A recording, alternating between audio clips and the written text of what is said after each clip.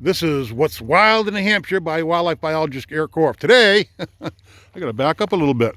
I'm with Beth Heckman at the Great Bay Discovery Center, Research Reserve, New Hampshire Fish and Game. We are going to be talking about horseshoe crabs. Awesome. Beth, tell us, and we also have an assistant here, Elaine. Elaine is going to be talking about horseshoe crabs today. Who wants to start out?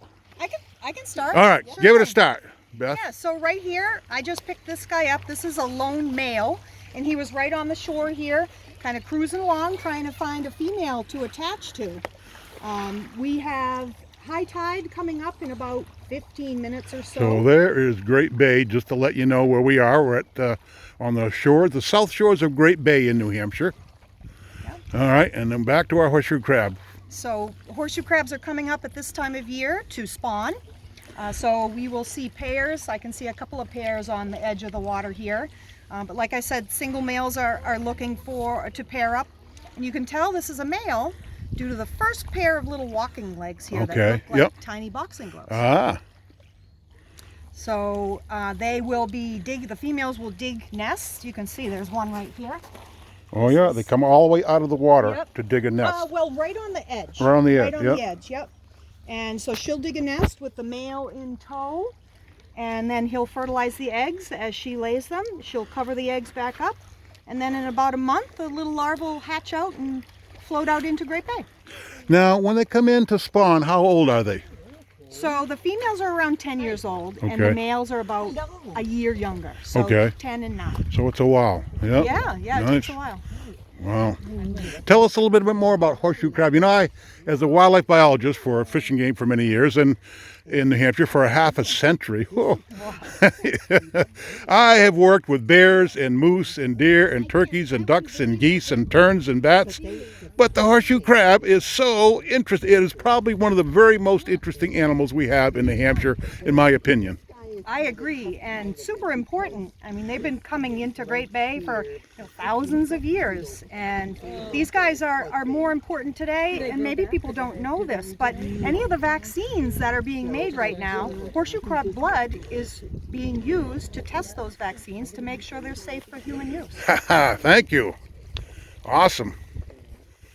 Horseshoe crabs have a lot of eyes. They do. 10, right? 10 eyes. Now, some of them there are 2 that are compound eyes. Okay. You see them on the sides here. So those see like a fly does with many, many lenses. Yep. The other ones are more like photosensing cells. Okay. So they detect changes in light and help them to know when to come in to lay their eggs and such. This one I can tell is on the older side. He's got a really dark shell. If I saw one that had a lighter shell, I could show you that too. But he's bumped around the bottom of Great Bay for quite a few years, I would say. Which gives us a history of the horseshoe crab. They actually go back 480 million years.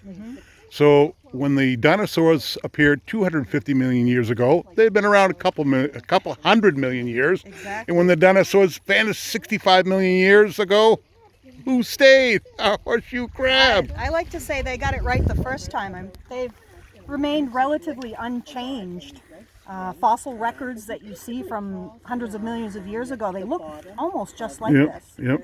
So, and this is the only species of horseshoe crab we have in North America, but there are 3 other species that are in the Indo-Pacific. Okay. All right. And they're all very endangered. And what's impacting our horseshoe crab the most here? Are they impacted by climate change? I would say, how the shoreline is changing due to rising waters. Certainly, if they don't have the area that they need to lay their eggs, this sandy or small cobble beaches, they can't lay their eggs. They're not going to dig holes in the salt marsh. Right. Or, up in the upland. It's just not going to happen. They need this area. Very important animal to have, our horseshoe crab. So, very unique animal. Awesome. Thank you, Beth. This is wildlife biologist Eric Korf for What's Wild in New Hampshire.